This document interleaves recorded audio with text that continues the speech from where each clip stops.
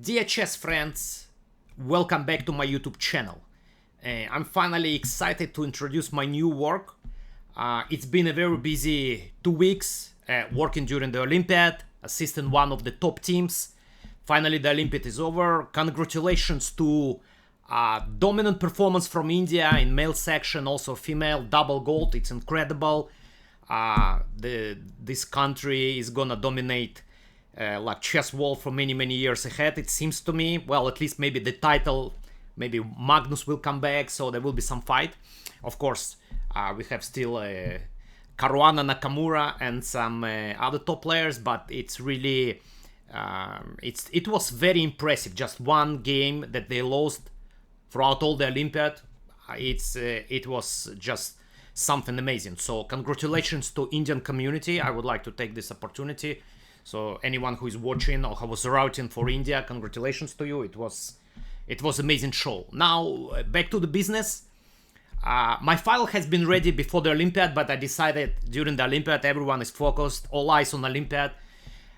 So I decided it would be a good time right after Olympiad to publish my new work, and I would like to come with very kind of like strong solution against first move b3 for white, which is Nimzowitsch-Larsen attack, official name. I would also add that there is an extraordinarily good course by Indian Grandmaster Adhiban on Chessable, which popularized this move by big margin. I have to say, I see how among my students they face it more and more in recent years after this course was published. So let's have the solution once and for all, so you're not worried about b3. So some people don't really pay attention to this, like the majority of my students, before they have the game with this, and like I suggest something. So I really struggle in this move because it's tricky.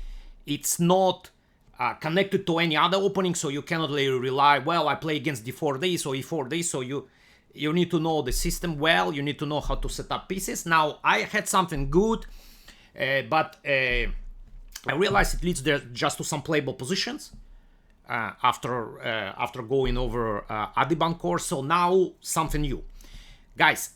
As always, I would like to emphasize, if you enjoy my work, please subscribe, like, hit the notification button, leave comments. I'm responding to every comment once I see this as soon as possible, and that would help to grow my YouTube channel and maybe put more files and so on.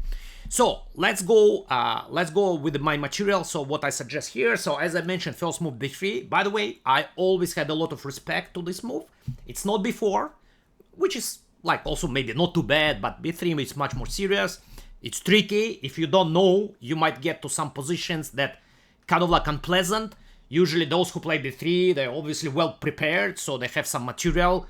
There were some books, but now it's the main source, it's Adhiban course on Chessable.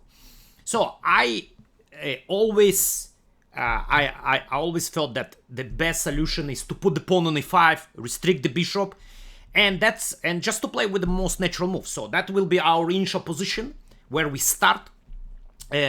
Now I will cover 5 major moves for white, and I want to go aggressive. I want to play for advantage already. Why not, if we have the center already, some kind of like advantage in the center? So that's my goal. And once you play this, so other people will see and would be afraid to play b3. So that's the goal of this file of my work.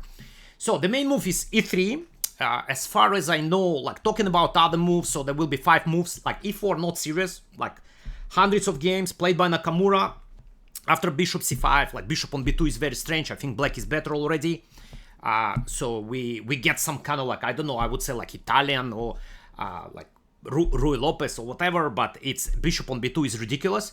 So that's not very serious. Now talking about move knight f3, 1,400 games and up, and played by many grandmasters. So again, going aggressive, like you don't know, if you don't know the theory, maybe, well, let's protect the pawn. No, let's go forward, e4.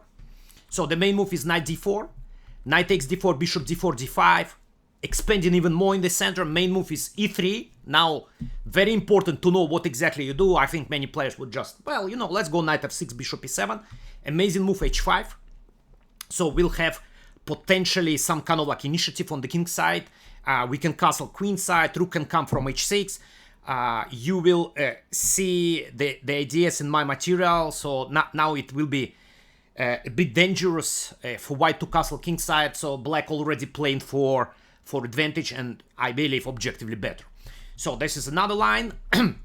Now, talking about g3, I mean, I remember facing this kind of like, well, double fianchetto. And of course, no opening issues, but the thing is, like, when players play g3, they do not expect to get advantage. They just go and set up pieces like, let's say, e3. I remember I played against one grandmaster, Blatny.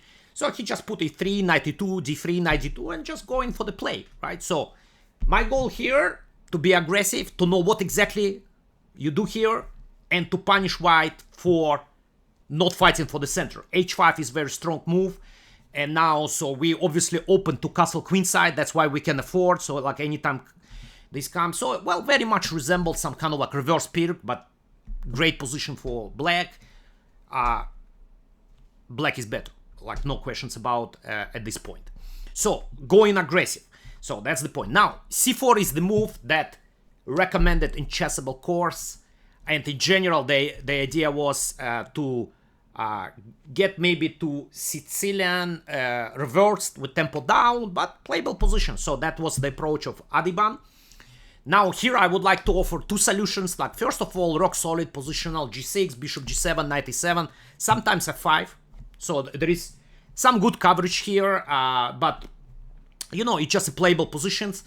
And the second choice would be d5. So I'm actually not so sure what is the coverage in this Chessable course. I don't have it, but I'm assuming there is no coverage of the games when Gukesh played against Magnus Carlsen over 2 games, and he actually got better in both. So that was other already course was released. So the point is that after cd5, queen d5, knight c3, we play queen e6. And now we actually go, let's say, knight f3, bishop d7, we go queenside castle.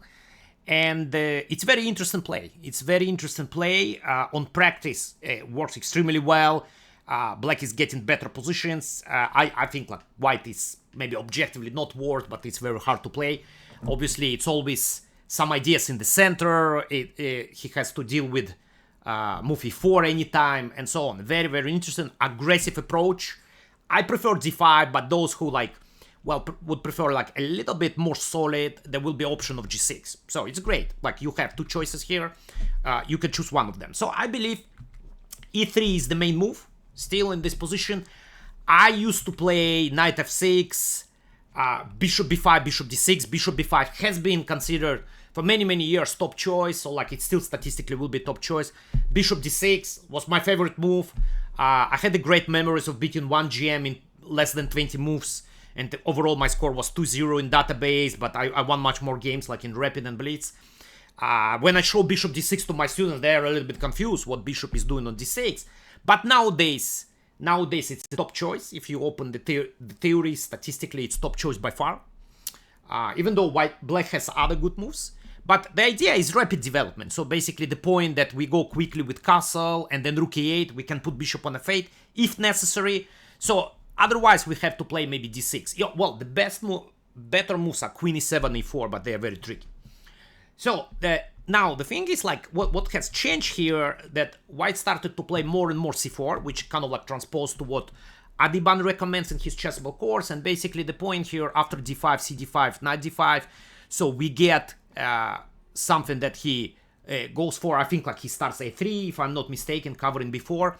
And then d3, queen c2, and so there is this position. I think black is fine, but it's very, very playable. So it's really, I mean, will be a very, very interesting choice for white player, because nowadays it's hard to get advantage. So, but it's very playable position. There are no force lines, and just let's play Sicilian, especially if you have experience with black and maybe like black player who went for this knight d5 setup, he never played Sicilian. It's quite possible. So like you'll have some strategical advantage. So those moves are popped up. So that's why I thought like, okay, let's go d5.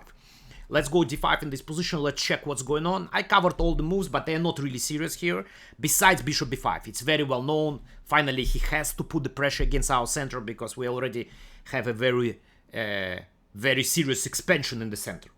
And well, I think like everyone is familiar with bishop d6. It's like a well-known main line. I think f6 also exists. And now I checked very sharp lines. Like there is f4. 4 stars, and at some point I remember after f6 some queen h5 check, and well, there is another line which seems also playable, knight f3. I checked, black is doing fine, but very playable positions for white. So just equal, but a lot of play. So I mean, very understandable, like players kind of like enjoy playing this for white, even though maybe objectively there is no advantage if somebody knows exactly how to play. I came across this amazing move, knight a7. So it's a pawn sacrifice, obviously, and white basically obliged to capture, because if not, let's say knight e2, so the whole point that we now play a6, and we recapture with the knight. And basically, we have bishop pair center, so it's obviously black is better here. So bishop e5 is critical, and now, of course, we play a6, we force white to capture on c6, knight c6. So now we obviously targeting bishop on a5. Now there are two possibilities. White can choose different diagonals here. So one is bishop g3, another one bishop b2. So we immediately jump queen g5. Some problems protecting pawn on g2. So I covered all the moves here. There is knight f3, even potential sacrifice, queen f3, g3, king f1, all covered, but you know, we have dark square, we have bishop pair, we jump with the bishop, we play queenside castle. It's a very exciting play. Well, I'm pretty sure that would be a great surprise for someone who is facing this for the first time, knight a7. Well, I wouldn't be happy to be on white side in this situation. So this is great, and the main line is bishop g3, so in this case, aggressive h5. So with very obvious idea h4.